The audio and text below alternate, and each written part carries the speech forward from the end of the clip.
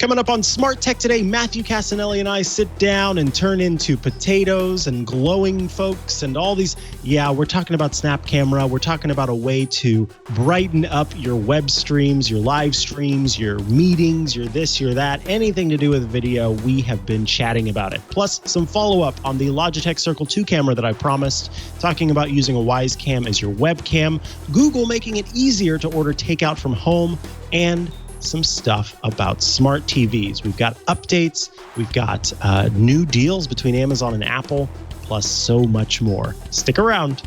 Smart Tech Today is brought to you from LastPass Studios. You're focused on security, but are your employees? Well, LastPass can ensure that they are by making access and authentication seamless, whether they're working in the office or remote. Visit lastpass.com/twit to learn more. Podcasts you love. From people you trust. This is Twit.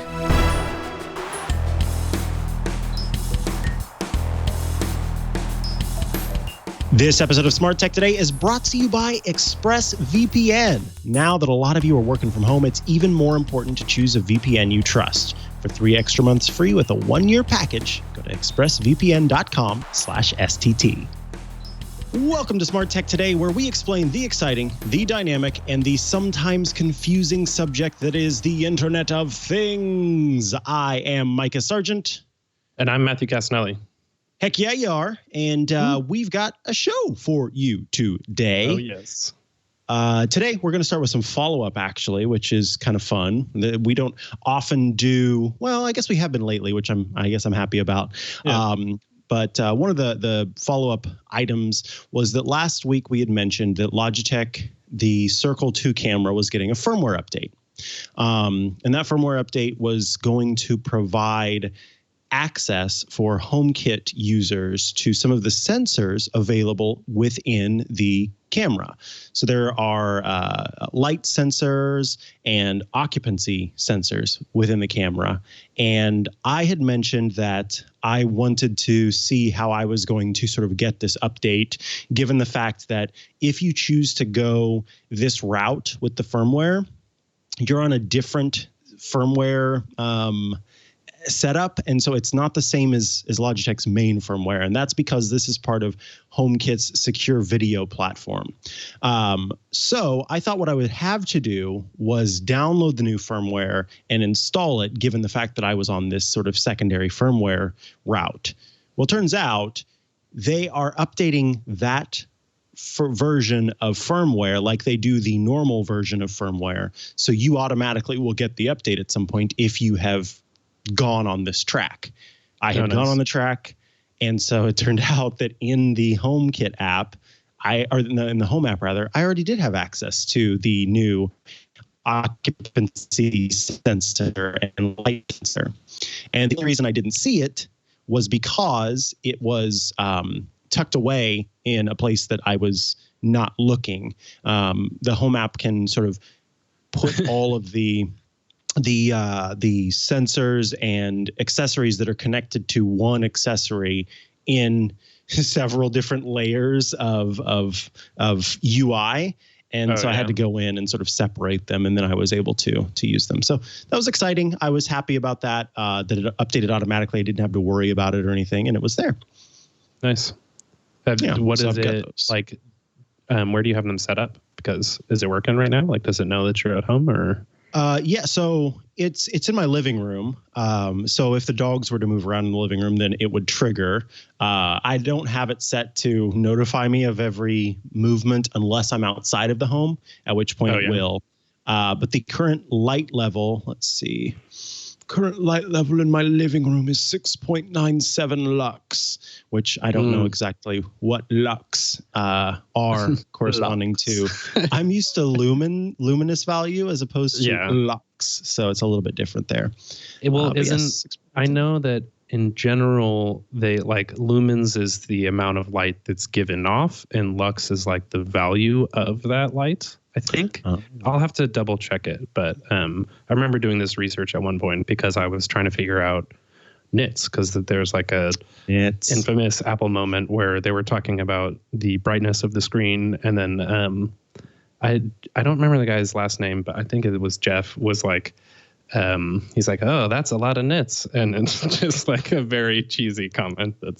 I love saying that. But I have like a whole shortcut that can calculate the nits of the device, I think is how it works, based off of like the brightness value of your screen. Oh, that's kind of a little fun. Yeah, it's all over the place, but I'll do research follow up for next week. I guess this one's trailing twice in a row. Yeah, nice. That'll be good to have some definitions there. Cool. So next, let's talk about. We've got a little category here. It's kind of the shelter in place stuff, and one of those things is that a lot of people are working from home. And are living at home and are doing everything from home. And so many of us who don't already have external webcams are buying external webcams and installing external webcams. And so it's hard to find any of the good ones. The Logitech C920 and similar are the very popular webcam, and most of them are sold out. It's hard to find them on Amazon. It's hard to find them anywhere. And so folks are looking for other ways to add webcams to their system. And Matthew, you found something from that Wise has done, which is kind of cool. Yeah, it's similar to, I guess, the project we were trying last week, was that if you have a Wise Cam or version 2 or their pan security camera, you can basically do the same type of special firmware update, and then it'll just turn it into a simple webcam. They're saying it's like basic USB or USB-C cable. And then also they're like, you might want to use your own microphone because our speakers aren't any good, but it's still just like a basic version of a webcam that you can get. And I just remembered also, I saw a similar story in the Wall Street Journal from Joanna Stern about how Apple's webcams have not improved at all. And like, she did a comparison and showed how some of them actually even got worse over time. Whoa. Yeah. So maybe if you have a MacBook Air or just I think it's the MacBook Airs are like pretty bad. But it's not it until this point. It generally probably wasn't most people's priority, but now it's definitely a lot more, or something worth looking into if you are doing lots of video chats or live streams or something like that. Yeah. So I'm going to give this a go. I've got a Wise Cam, and so I'm going to be adding that to my setup just to see how it works. So we'll be following up with that as well next week and showing kind of the difference between the C920 and that. I wish I had a point and shoot camera to use for part of my setup, but alas, I do not. Yeah. Now you have that fancy Logitech camera too, don't you? What is the Prio?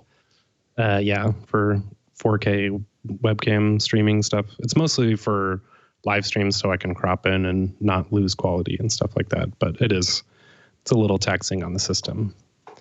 But we have another fun story related to cameras that doesn't necessarily require anything fancy. And it is the Snap Camera app for, I'm pretty sure it's for both platforms, but if you are watching the live stream right now, Mikah is a potato, and I have the deal with sunglasses on. Yeah, this is so fun. Snap Camera, obviously from the Snap company, which owns Snapchat, and they have released an app that you can download to your Windows PC, your Mac, and basically it serves as a go-between. I love that one for your computer webcam, and you can add fun backgrounds and weird filters like this one, which happens to be my favorite, looking in on my pizza slice reheating. Oh, when will it be done? I have googly eyes right now. And then another one I like is Jelly Rainbow, which puts a rainbow over your head that reacts to your movements. Hold on, ready? Snap.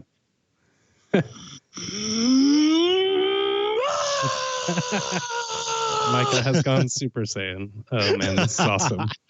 If you haven't tried this out, I'd highly recommend it. It's free. I think you have to give Snapchat your email address, which is always a little technically free, but I'm not sure. Yeah, there are costs to it, but it doesn't cost money. And I will just only briefly show you what I look like as a girl, which is very creepy, especially with my beard coming through a little bit. And I'll show you what I look like as a baby. Oh yeah, baby Mikah. Oh my gosh, I love that so much. Here, wait. I will get the judge's hair on, and then we can make this one of the thumbnail or something like that. Oh yeah, order in the court. Order in the court. This can add a little fun to your life when you're working from home and doing your conference calls. Obviously you need to make sure that it's appropriate for the job that you have. I certainly will be showing up to the next editorial meeting as one of these things, perhaps as a cracked egg, because in my job it is, I suppose, a little bit more appropriate, or everybody's kind of goofy. Oh man, I wish I could just get that yolk to go down. But yeah, not appropriate necessarily for every meeting that you have. So just be mindful of that. Now, Microsoft is trying to catch up with Zoom. And what is it that they're doing to give that a go? They have a special Zoom-like video chat option that's basically you can do it. It's called Meet Now, but of course in Microsoft style, it's weirdly branded, doesn't say that on the website that they link to at all. But it's like a way that you can create a meeting just from a link that anybody can join. So you don't have to do the dance of what's your Skype username, which I also rarely can find inside the app. But it's just a simple link, and then people can join in video chat without having to become your contact and maybe see when you're online from now on. Yeah, it seems pretty nice. But again, they are just the way they brand it and some stuff like that, it seems very simple, and Zoom has completely taken over, although they are still dealing with privacy stuff now. But it's a good I have to say with that, I'm sure you've seen all of the sort of stuff that's come out afterward. So for anybody out there who doesn't know, there were some interesting processes in place for installing the Zoom app on a Mac, for example, that it was just some shifty installation practices that are a lot of behaviors that malware does. The app itself was not doing anything malicious. It was just doing things that on their face are just a sketchy way to do things, I guess. That's the best way to put it. It's not as if installing Zoom is going to, be installing viruses and key loggers and all that kind of stuff. It's just that they weren't doing things that were sort of above board.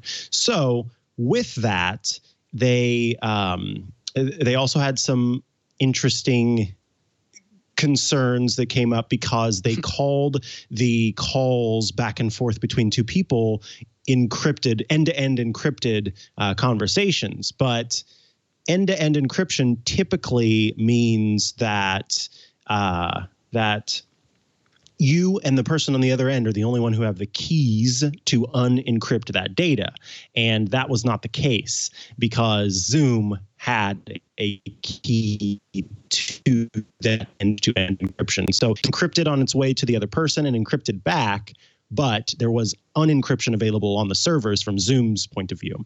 And then some other things that they did. So they have since come out and talked about, what they're doing now, what they plan to do in the future, including a feature freeze. They're not introducing any new features until they get this stuff figured out.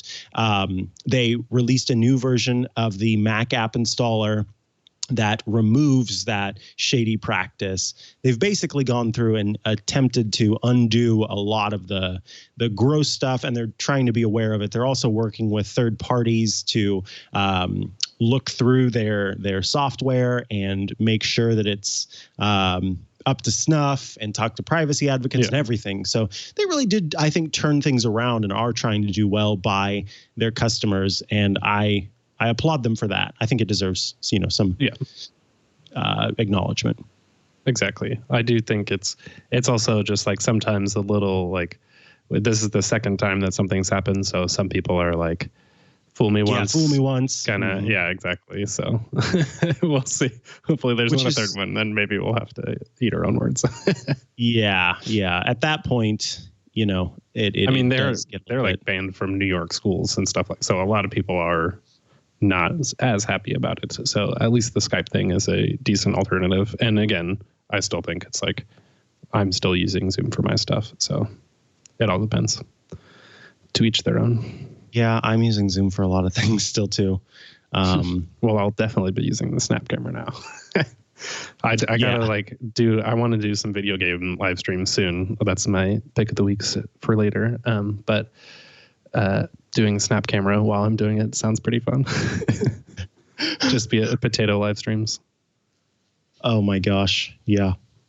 Okay. I like that. There was a person who had turned it on and they couldn't figure out how to turn it off. And I think that's hilarious. Now, while you're working from home and you're living at home and you're doing everything from home and, people are trying to stay at home, one of the things that especially in my neck of the woods, delivery is very popular. And delivery services are, working hard to make sure that folks can get the things that they're wanting. But apps are trying to make that a little bit easier for folks as well. So what's Google Maps doing here? They've done a somewhat simple thing, but when you go into Google Maps and search for food now, they normally curate a selection of cuisines that you can pick from. And in front of those, they're sticking just takeout and delivery. They're all just basically one-tap shortcuts that kind of fill in the search term for you. But they're just kind of prioritizing that so that you can make sure that the place that you're trying to get something from is both available during the quarantine time and then just whether or not they have takeout or delivery.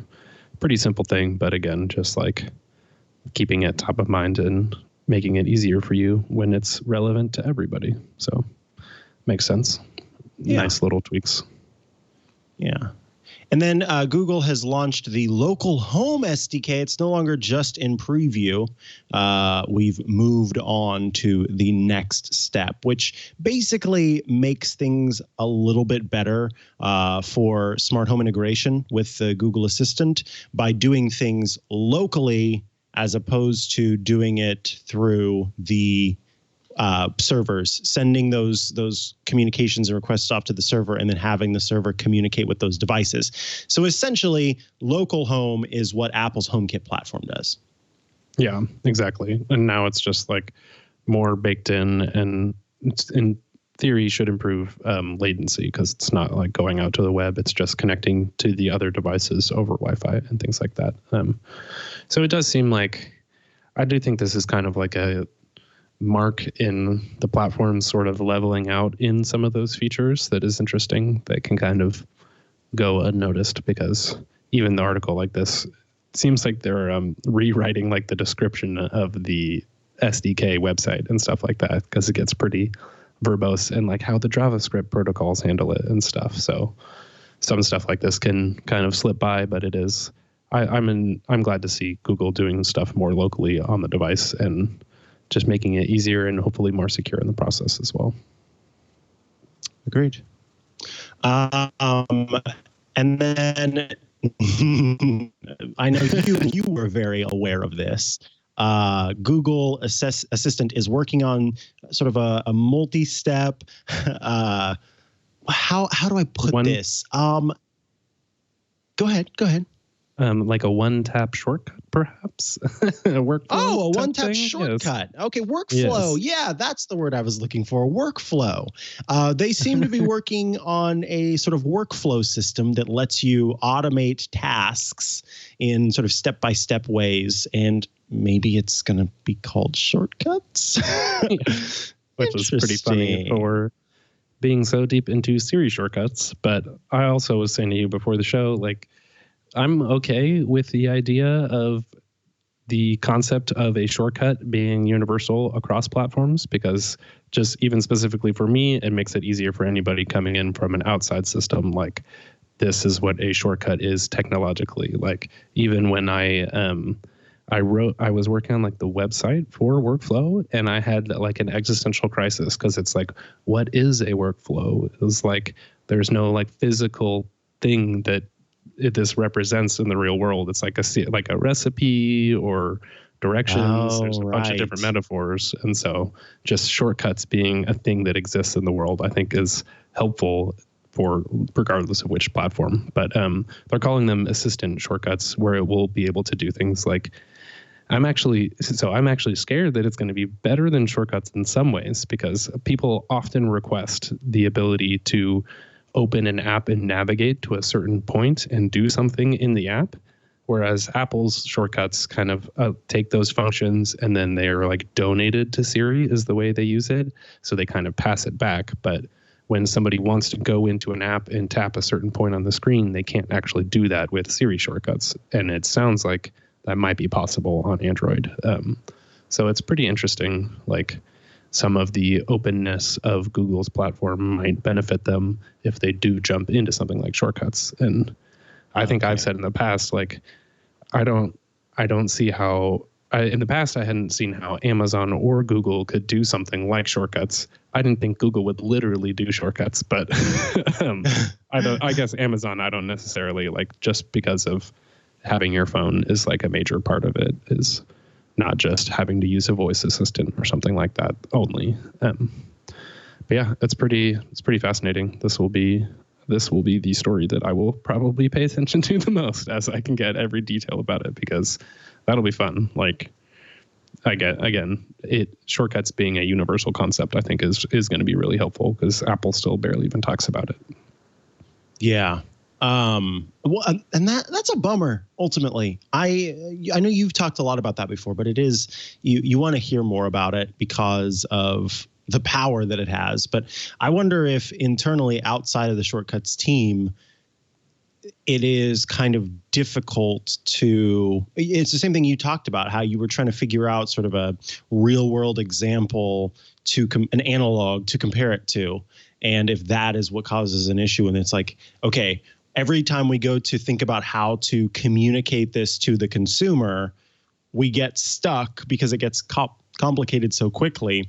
And the whole thing is like simplicity, simplicity, simplicity. So they make the tool available. It's almost like how they have, for the longest time, tucked away lots of accessibility features behind general accessibility. This is where we put all of the interesting things. And now it's just one thing closer. It's still in accessibility and tucked away in there and kind of secreted away.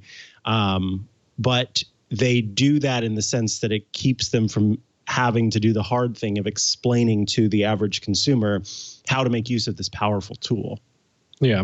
I mean, I'd say in general, Apple just kind of moves as one united front. And so if it's not ready yet for everybody, then maybe they're just going to wait until it is ready, because like people like me, it serves the needs. But even then I have like issues with it that are some fundamental stuff of just like, it's all one giant list and things like that, I have a feeling if they were to like talk about it, they would do it more publicly when it has like better features or something. Because it has, honestly, I don't even think it's been 3 years since I've left there. So stuff takes a long time, and there's only been 2 updates technically. Like they have point updates in iOS, but like that's one of the things that's great about a company like Apple, and bad is, depending on your perspective, is they take a long time to get stuff done, but they do it right when they do, ideally. So hopefully we'll see that sometime soon. And I honestly, like, if Google's doing this and it lights a feet under their fire, or a fire under feet under their fire, a fire under their feet, I'm totally happy with that. Like, bring on the competition, because I feel like then we'll all win, and it doesn't matter which person gets there first. Wait, did you say like, light a fire? Snap camera. That is a great. Oh, that's like a. It's like a soundboard, but like the visual soundboard. A visual soundboard, huh? Nice, I like that. A vision board. Oh, that's already a thing. Now here, no, that's not what I was going for. I wish that there was a pig sound. I'm going to stop because I might be having a stroke. I don't know. I was hoping that there was a pig option in the Snap camera, because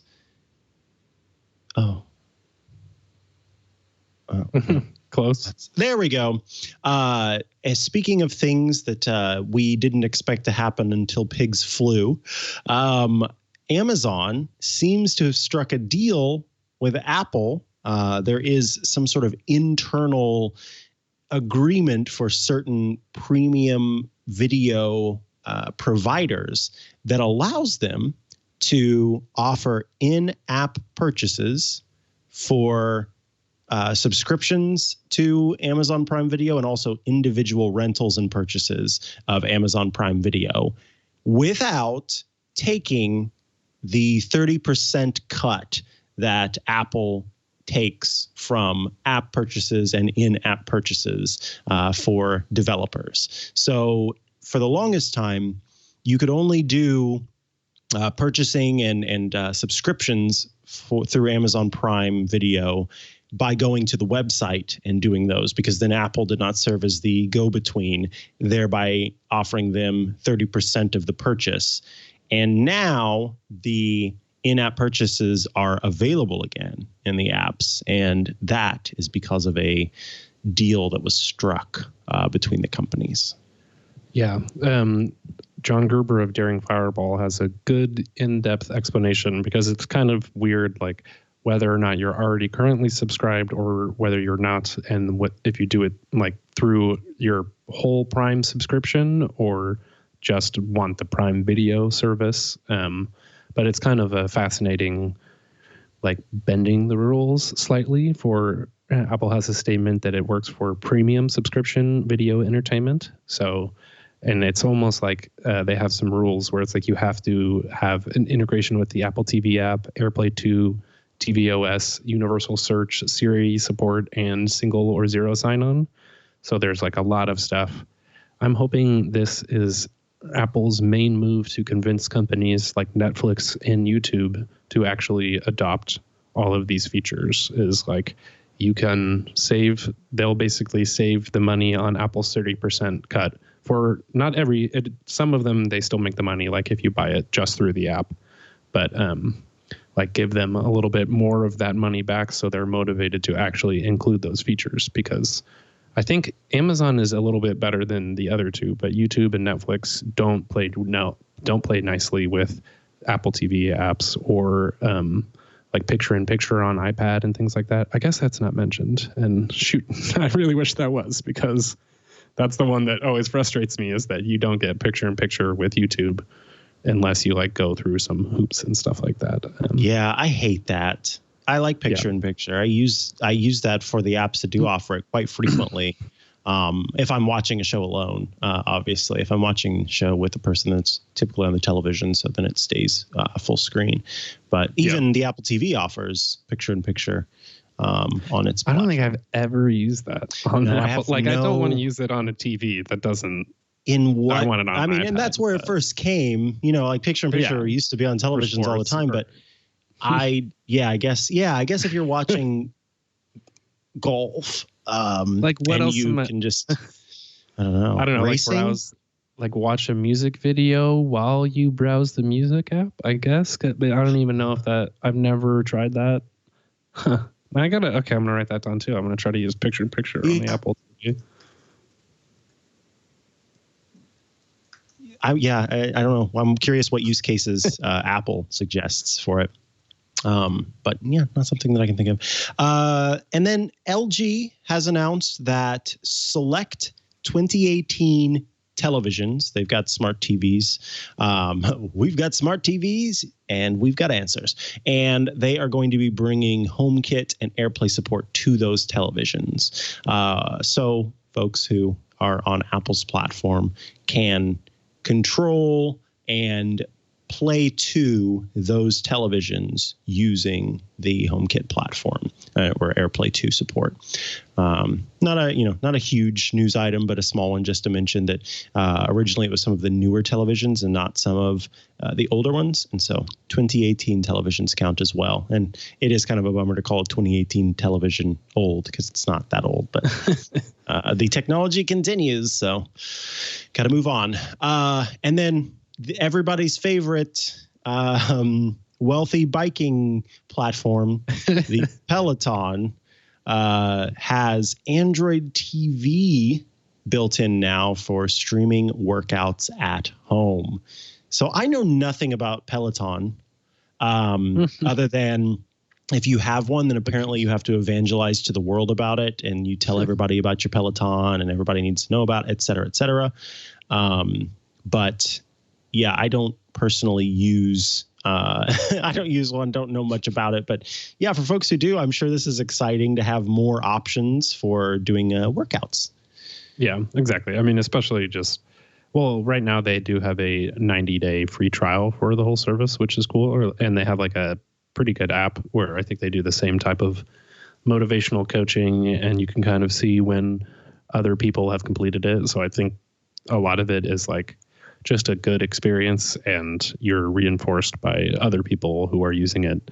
And it doesn't have to be like linked through your Facebook friends, because that's one nice thing about stuff like Strava and Nike Run Club can like, you can get motivation in real time if somebody likes your thing. But like, that's pretty, I don't know, like I don't have that many friends or like people who are going to like the post while I'm running for the short amount of time that I actually can run. So I do think like I'm pretty interested in the app. In the Peloton app, I'm not sure if I'm going to actually subscribe after it's free. We'll see. But, and they also have, the other story is that they have an Apple Watch app, so you can kind of keep track of it as you're going along through and things like that.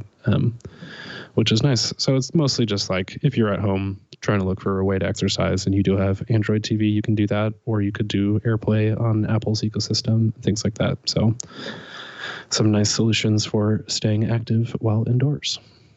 Yeah, there you go. And then moving on to the next one, Spotify. It has worked with Siri on the iPhone for a little while now, but that Siri support is now available on the Apple Watch as well. So your Apple Watch can control Spotify through Siri directly on that device, which is nice if you are going on a run, you've got your AirPods in, and you want to talk to Siri to have control of your music on the Spotify platform. Yeah, that's pretty solid. And the Verge article also points out it is slightly frustrating to have to say on Spotify, and there kind of been many criticisms that Apple still doesn't allow defaults, but there's hints that like it seems like that might be hopefully going away in the future. But also Spotify has been kind of backing away from they like sued Apple last year saying all of this is anti-competitive, but since then they've integrated Siri in multiple ways. So who knows? I remember being like, you guys can always build shortcuts. I'm waiting. Yeah. But yeah, we'll there were ways. I think that there's probably been some communication behind the scenes to sort of give people, to give them the tools that they need, maybe forthright and front of mind to do that. Or maybe this, of course, is just pure speculation, but Apple saying, okay, we'll give you a direct liaison who will help you build the integrations that you need to make Siri work with Spotify. And then you can't complain anymore because Siri works with Spotify. So then it'll work on HomePod, it'll work on Apple Watch, etc. I don't know, just a thought of what I would do. Whether that's what they've done is, of course, not known. And then this is I've seen a few companies doing this, and I think that it does have a lot to do with the state of things right now. And I think that parents are becoming more aware maybe of what their kids are doing. I swear I was watching a show today, and while like in their home, in this family home, the teenage child had basically set up, and I'm not going to get into detail because it would make this not a family show, but essentially had set up a webcam service of sorts. And this is like during the day while the family is there. And it just made me realize how terrifying having a child must be, because you can't always be aware of what they're doing. And so anyway, I think that parents are becoming more aware of what their children are doing in this time and understanding just how powerful the internet and these mobile devices that we have are. You can get anything, you can go to anything, you can download anything. It gets a little wild out there. And so I think that companies are kind of hearing it a little bit more. So all of that is a lead up to say that in this case, in this specific case, Spotify has created a standalone app that works for kids. This, of course, is available in the U.S. right now, and tones things down to sort of keep kids safe from some of the more complicated things out there. And then, of course, it's helpful to help your children stay busy during this time and stay occupied.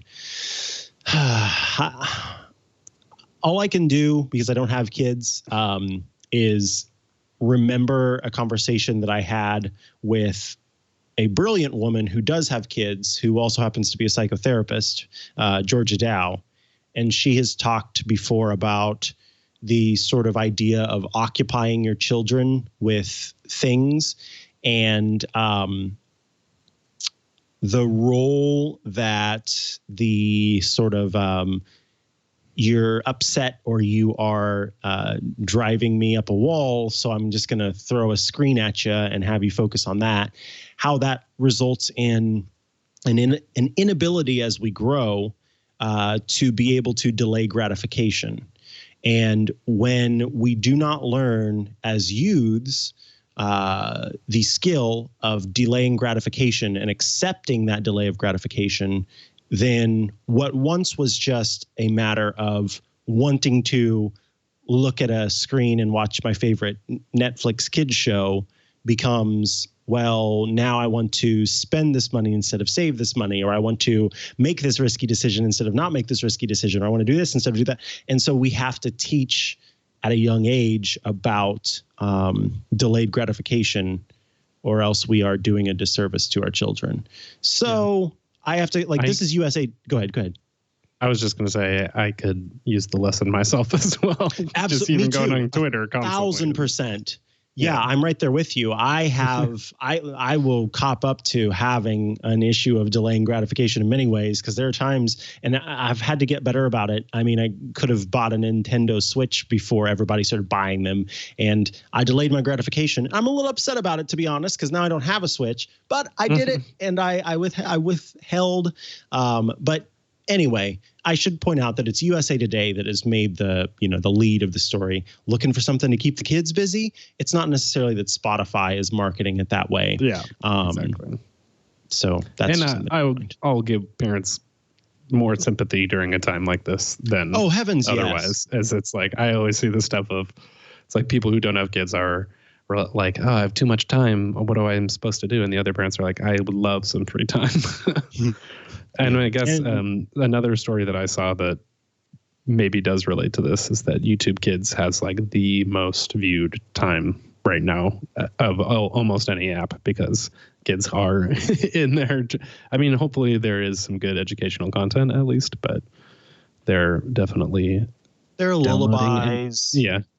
Trying to keep occupied there. So teaching them how to wash their hands. It's actually some really good stuff in there. And I want to double down on what you said, which is, again, this is I, as a person without any human children, have no stones to cast. I just wanted to quote. No, it's true. I know what you mean.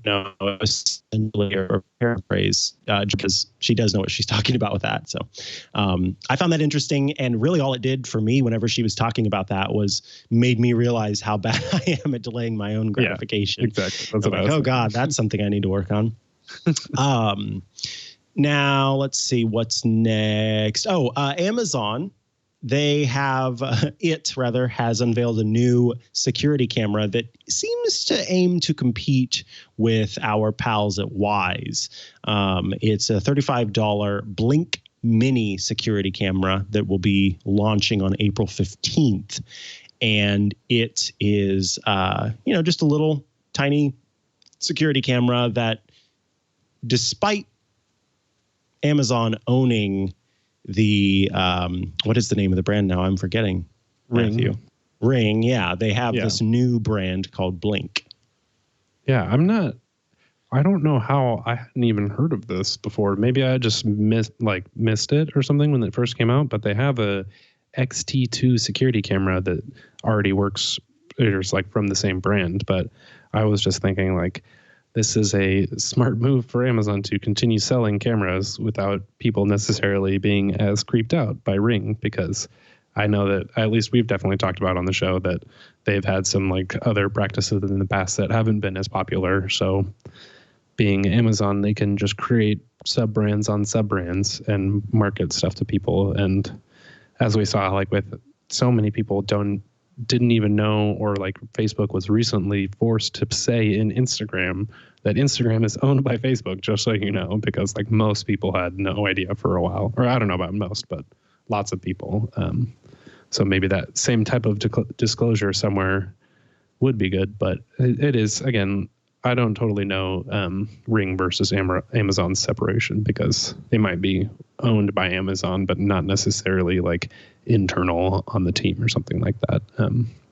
But again, a cheap service or a cheap version of the camera is always nice for low cost needs. And it's coming out April 15th. So not out yet, but Blink Mini, $35. Pretty seems solid. Like we'll see. I mean, they have got the two-way video or voice calling and things like that, so you can like yell downstairs or something like that if you need to an Echo Show. So these are interesting. Maybe we'll have to pick some up. Yeah, I've been keeping my eyes on Eufy, because Eufy has some new leaks, some new details that have come out about the security cams that they offer, including one that has sort of pivot functionality, so it can move around and adjust and focus on things, which I think is really interesting. So last month, the original details of the indoor camera leaked on the company's social media pages, and now there's been more information about them. And we don't know yet if it's going to have HomeKit support or anything like that, but there is powered versions. They've got pretty good resolution. And then, interestingly, both are all human detection, face detection, animal detection, and sound detection. So should be another player in this space.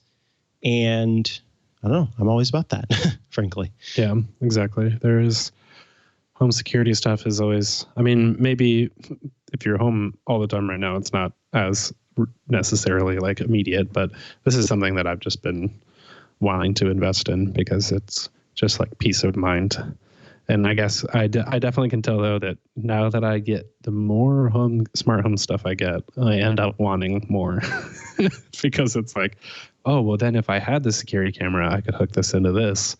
And it's like just because I can sort of thing. But also good security stuff is always a good practice. Nobody wants packages stolen or your home's getting broken into or anything like that. Or I guess these are indoor, so maybe it's more relevant for pets or just sort of making sure no one's inside too. But yeah, good HomeKit or home camera news. Yeah. All right, folks, we're going to take a quick break before we round out the show with our projects and picks of the week. But first, let's talk about ExpressVPN, who are bringing you this episode of Smart Tech Today. Listen, you've heard us talk about how important it is to have a VPN. And now that a lot of you are working from home, it's even more important to choose a VPN you trust. With full confidence, we can say that ExpressVPN is the best VPN on the market. And that's not just ad copy. That's genuinely how I feel about ExpressVPN. I've had many different VPN services. I get a free VPN service as part of a subscription I have with my router, and I don't use that one. I use ExpressVPN because it is incredible for, and I'm going to talk about it in a second, one very specific technology. But first, let me tell you that ExpressVPN does not log your data. That is huge when it comes to a VPN. Lots of really cheap or free VPNs make money by selling your data to ad companies and even just keeping it. It could just be, maybe they're not selling your data. Maybe it's just that they have it on their servers. ExpressVPN developed a technology. This is what I was talking about. The technology called Trusted Server that makes it impossible for its servers to log any of your info. I remember hearing about Trusted Server, going on to ExpressVPN and reading all about it. And Trusted Server is incredible. They keep the VPN servers running on RAM, random access memory, which is volatile. They're not using hard drives. They're using RAM instead. And that means that the second that the server is powered down, that RAM is that memory stored in RAM is lost. It's gone. It goes away. It doesn't stick around. So they couldn't even keep that data if they tried because it's stored in that volatile spot. And then on top of that, they make sure that each of their servers that they're using always have the latest version of the software. That is their trusted server technology. That is what makes me genuinely enjoy ExpressVPN and use it as the one that I have across all of my devices. Now, it's also super fast. I've tried lots of VPNs in the past, and so many slow down your connection so much and make your devices sluggish. And genuinely, ExpressVPN has been the best about not slowing things down. Now, I've been using it for a while. My internet speeds are consistent, and even when I'm connecting to a server in the UK to watch my British trash TV, I can still stream my HD shows with no lag.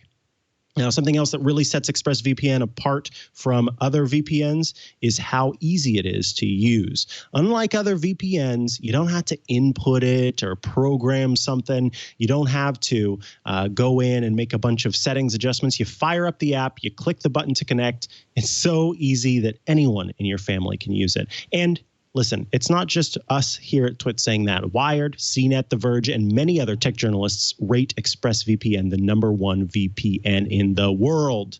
Like I said, I've got it on my Mac. I've got it on my phone. I've got it on my laptop. It's on my router. It's everywhere in my home. They make it simple to get it set up on any of your devices.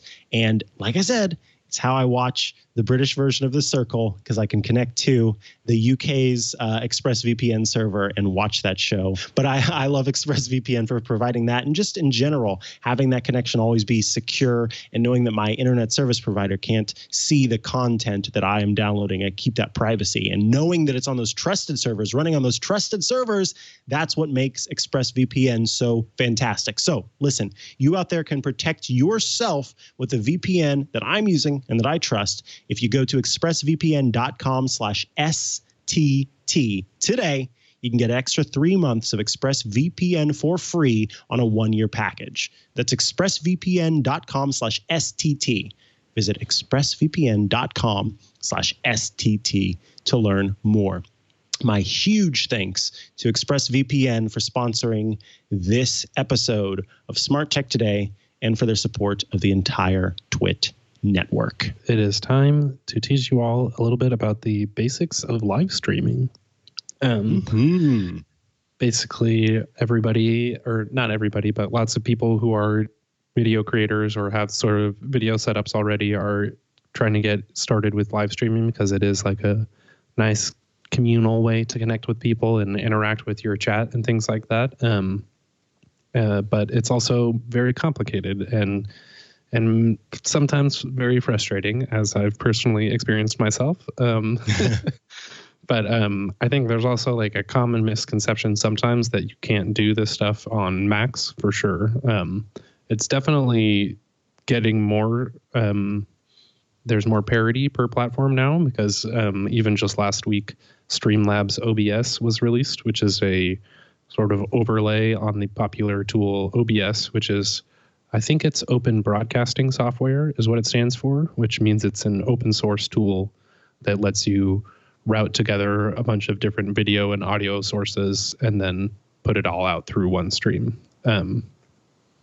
So OBS is like the main way that people can set it up regardless of platform. And then Streamlabs is sort of a fancier way to, it's pretty much a skin of the same app plus chat. And then they have like a whole app platform on top of it. So you can have different themes that you download from people or all the integrations where it's like donate to my live stream kind of thing.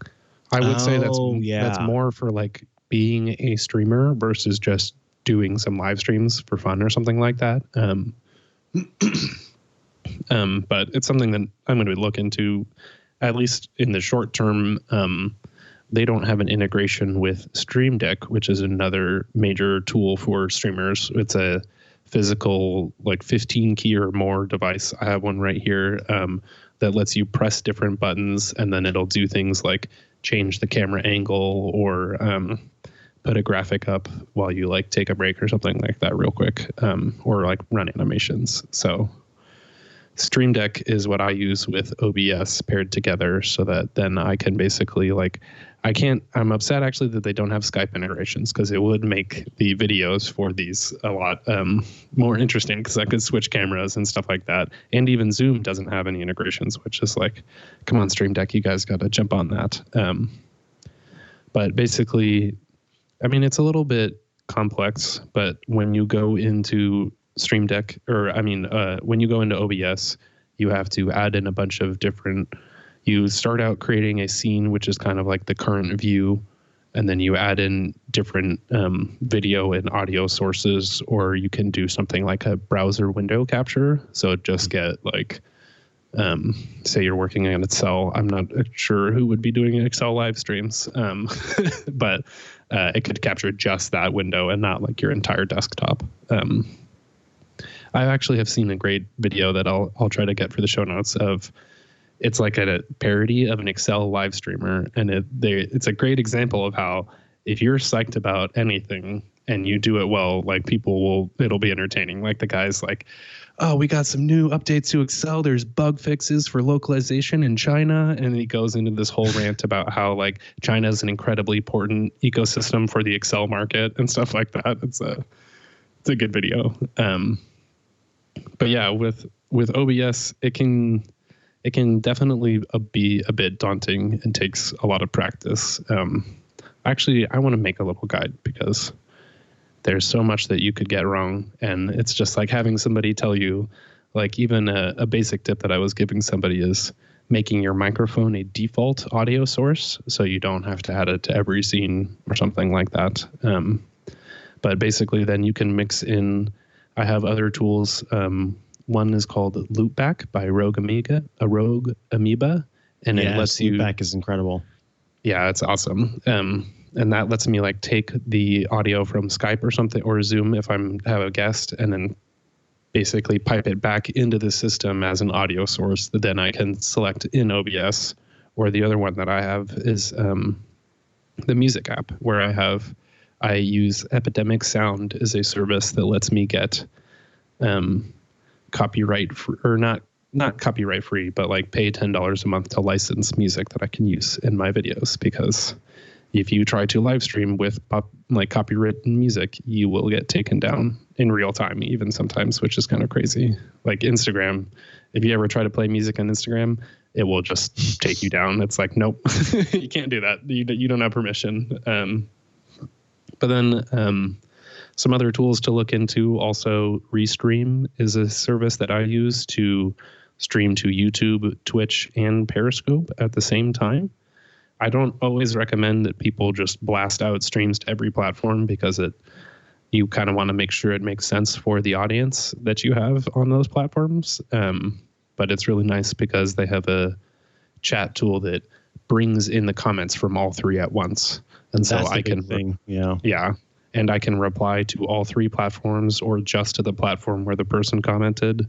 So that's pretty nice. Some other just like details.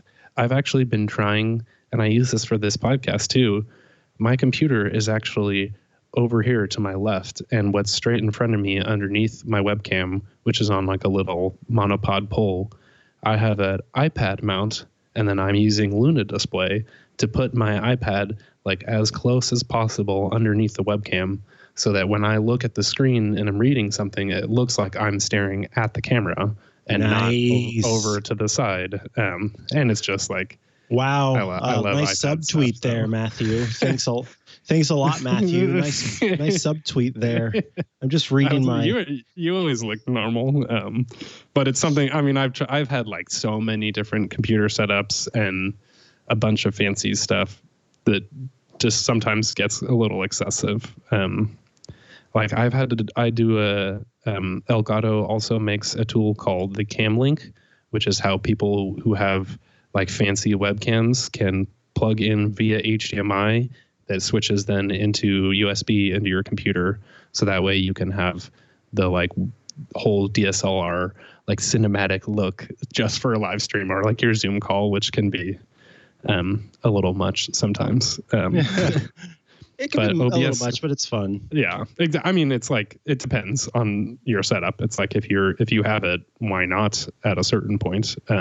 Besides the cost of the product itself, but it can be a lot of fun. Like I had to do a whole test because that had a slight delay compared to my audio and things like that. So that was a little complex.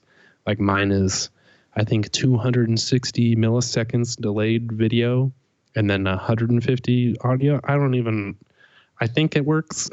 It's another thing is trying to test it. And then like you can't watch your stream in real time stuff. So it can be exhausting. Like it's definitely, once you start doing it, my brain still goes into panic mode. Like I don't during this podcast, I guess, because we don't have as necessarily as much of like it's a podcast. And so I'm expecting people to listen, but on YouTube, when a bunch of people tune in right away, it's like, yeah, that's a lot. Your brain kind of short circuits. So I do recommend just like practicing intentionally to no audience, because that helps a lot, is just like it being normal and not a very weird thing.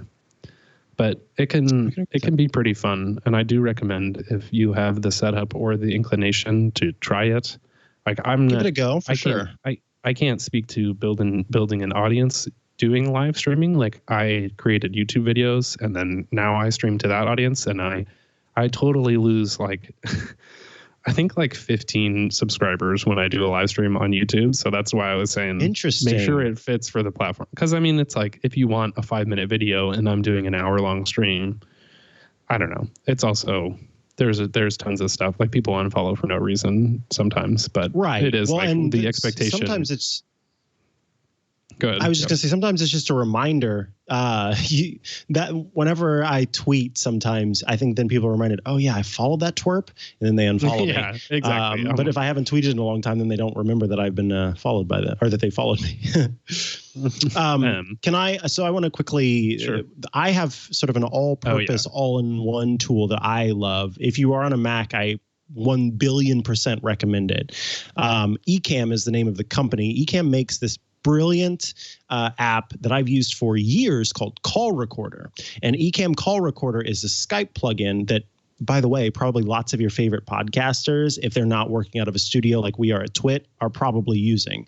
And Call Recorder lets you record your Skype calls, both video and audio, and then makes them able to be exported in easy to use functions. So you get your local recording and then you get the Skype call to sort of line them up. I've used Call Recorder for years and have loved it. And so knowing what I knew about how amazing Call Recorder was, I thought I would give this new application that they have. It's called Ecamm Live a go. And it has genuinely become the best app that I've ever used for doing video streaming on the Mac specifically. If you've got a Mac, you should absolutely give this a try. It works with Facebook Live, it works with YouTube Live, Periscope, Restream, Twitch, Switchboard, basically all the ones you've heard of. And then on top of that, it lets you can both stream and record your video to all of those different platforms. It can do multiple mics and capture devices, including your iPhone, your iPad. I'm able to show those on the screen. I can use my DSLR camera if I had one to use with that. It works with so many different platforms, including pulling down those chat conversations. And then one of the features that I think is super cool, along with having scenes so that you can do overlays in the corner, you can do animations and countdowns and all that kind of stuff, is that you can call on Skype, like with the Skype app, and then in Ecamm Live, each of those conversations with all of those different people show up as individual camera sources within the Ecamm app. So you can basically do what we at Twit do, where we pull in different Skype guests as individual video sources and switch between them, or do all four on the screen. Like you can share your desktop so that you can do sort of live broadcasted screen sharing tutorials.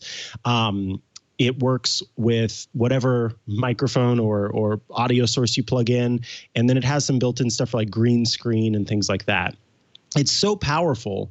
Like I said, that Skype guest feature is really cool, and really kind of takes it to the next level. But then the one thing is you can get this for I think it's $12 a month for the standard version. But if you buy if you pay $20 a month version, then you get something that I think is really impressive, which is the virtual webcam. And what that lets you do is it makes whatever you're doing in Ecamm a virtual webcam that can then pop up in any other video app. So for me, that means that I can use Ecamm live with a Zoom meeting or with a Skype meeting, and I can have all of those, features and functionality of showing my iPad or iPhone on my screen show up in my Skype call. And as far as I know, Ecamm Live is the one app that offers that functionality. The OBS platform is fantastic. However, it no longer has a feature that originally would have let Skype and other different video apps take advantage of showing, an iPhone or an iPad on screen. So within this one app, I can do what so many different apps can do without having to make a bunch of adjustments and changes. So I'm really impressed with what Ecamm has created here. And like I said, I trust the company because I used it for so long as a way to record my calls for the podcasts that I edit clockwise every week, for example, or every other week I edit it. But if we didn't have Call Recorder, I would be nowhere in podcasting. That app is my baby. Yeah, Call Recorder is amazing. That's a really good point about Ecamm, and I think I hit a wall that I didn't realize I could get past by paying for that $20 a month thing, because my problem was that also, just for anyone, like, Ecamm is definitely the, like, I would say plug and play version, and then the OBS is like, if you need to get more in depth, you might need to move to something like that. But what you were just saying about the virtual device is I could use Ecamm for the guests and bring all those feeds in and then put it into OBS as the video source and then do my delays there. So that might actually be a solution for me, which I've been looking for. And thank you very much for answering that, because that is like, right now I've been doing Zoom with like a 40-minute limit, and then the output is what's not good, because it like puts the screen share plus tiny little windows of your face, but I want the full quality stuff. So you might have just solved my solution, which I didn't. I think I was like, I mean, also having to pay for it every month is like a downside, but you definitely pay for it in time with OBS trying to get it set up. So and that part is kind of tough, but I think Ecamm realized the tool that they had created, and they said, "Oh wow, we've really got something here."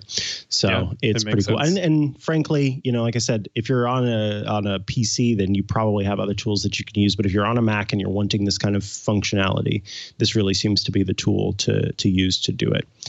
All right, let's move on to our picks of the week. And Matthew, you kick things off.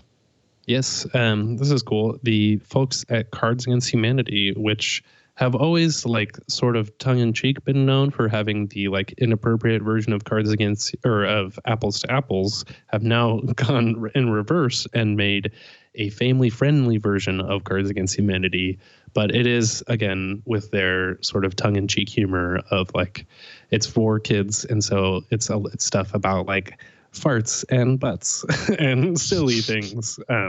But they've been working on this for a long time, and you can download it and print it out and play it yourself, which is awesome. So it's pretty cool that, and they have all their humor built in where it's like, when you go to download it, it says, "I agree to stay at home unless absolutely necessary for the duration of the coronavirus pandemic." So they're like making it be like, you have to commit to working from home and stuff like that, which is pretty funny. Is their way. They always do it. Yeah, exactly. But it is brilliant. Nice that you can just download it and play along.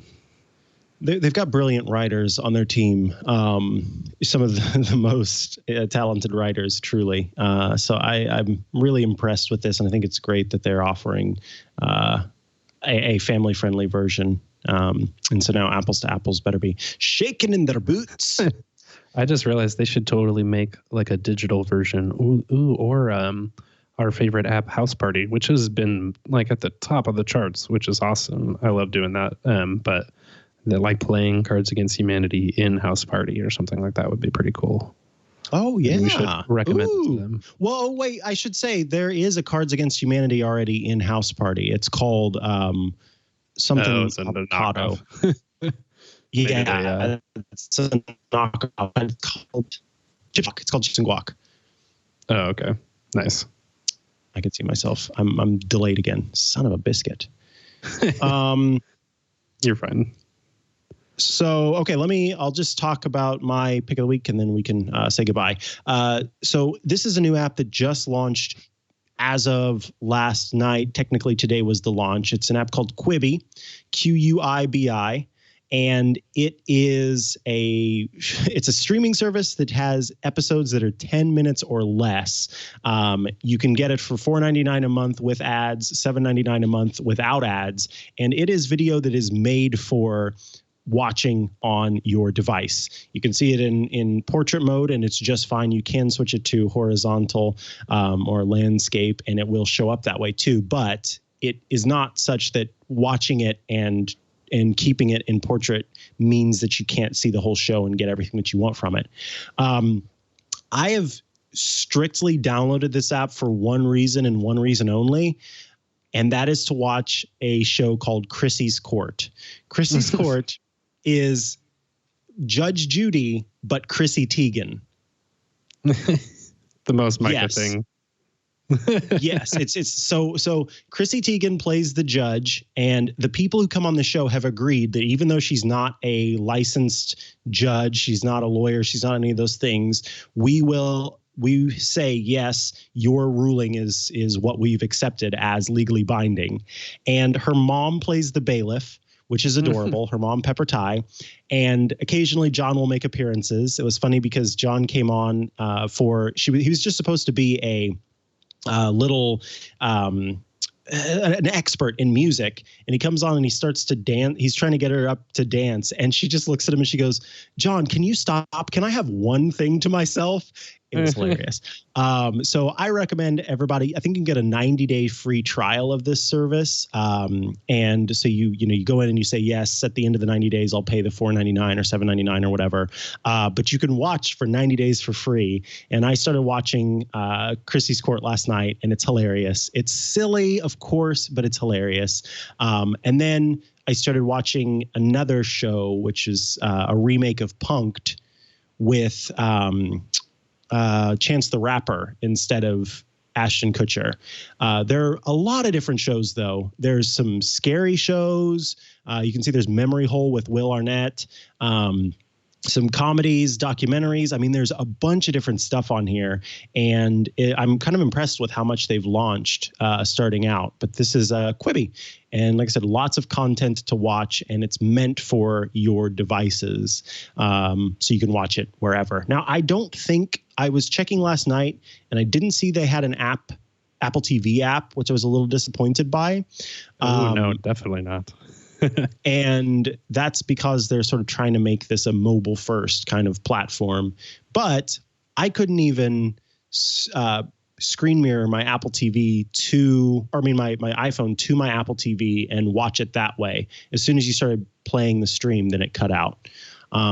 So that was kind of a bummer. I would like to watch this on my television instead of on my device, but alas, they don't want me doing that. They want me watching it on the device. So I have an interesting take on this because I saw their keynote at CES. I went to the media event for it. And it's very interesting. I will say up front, I'm not totally into it. That's why I'm laughing, because you were like, I want to play it on my TV. And it's that's probably never going to happen unless they totally turn on their head, because their whole thing is it's supposed to be quick bites where everything is less than 10 minutes. They did have a cool technology where they have basically a camera that the person holds in between the phone and then also films their face at the same time. And there's a lot of details where, like you were saying, it's vertical, but then if you turn it horizontal, it works that way also. I have seen that it's basically filmed horizontally and then they just crop it. So it isn't always the best experience. But there's some stuff too, one way was showing you the person's face as they're using the phone, and then the other is like a different angle in the scene.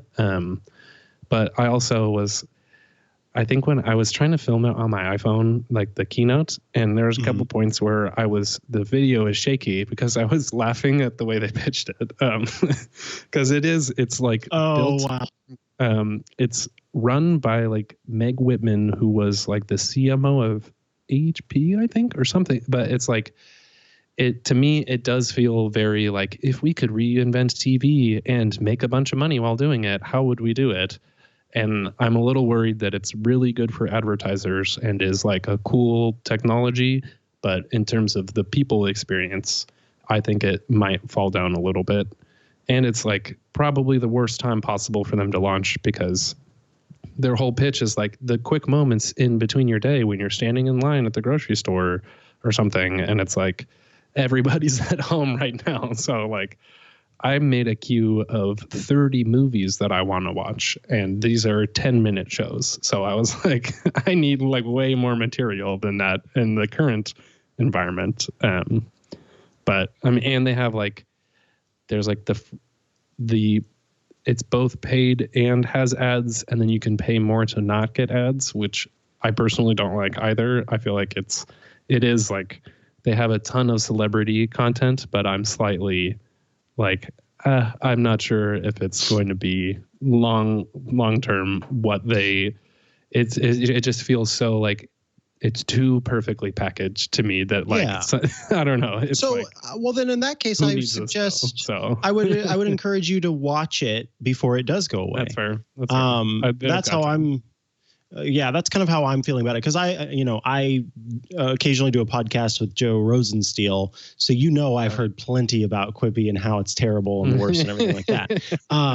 But I love Chrissy Teigen, so I don't care. I wanted to watch her show, and it did make me laugh. And a lot of the stuff on there, I'm sure, is going to be junk, and it's not, something that I'm just doing it for right now, that 3-month subscription or 3-month free period. It'll be interesting to see how it lasts in the long run. But what I would suggest is just like, is to give it a go while it's available and see if there's anything that you like on it, so you can get it in before it does go away. So that's why it's my pick of the week, because of that 3-month free trial. After that, $4.99 a month with ads, $7.99 a month without ads, which is lower than Hulu. Their without ads service is pretty expensive. But again, this is really marketed towards the Utes. I suppose my age and our age and younger. But I don't know. I could see my mom really liking some of the shows on here, and she does plenty of watching on her device too. So, and she's an older millennial. I might be. I can recognize also that I'm being a bit of a hater, and even of what we said in previous shows is it seems like a toy right now, but it could be becoming something like real and legit in the future. Or I mean, it's already well beyond that, because they do have, I was going to say they had a whole screen of like the celebrities' faces, and there's a lot of talent, at least what they're doing. And there's interesting technology. So it'll see. It's just like, I was personally, maybe it's not for me too. And I might not be one of the youths anymore. Yeah, that could be it. Sad. Alrighty, folks, if you want to have your questions answered on the show, you have project suggestions for us, things like that, you can email us. It's stt@twit.tv. Of course, you can tune in live. Speaking of live streaming, we record it every Monday at about 7 p.m. Eastern, which is 4 p.m. Pacific, which is 2300 UTC. You head to twit.tv/live, and that has a little tool there that'll let you see it in all of its different places. Of course, head to twit.tv/STT, and that's how you can subscribe to the show in its many different formats, including YouTube.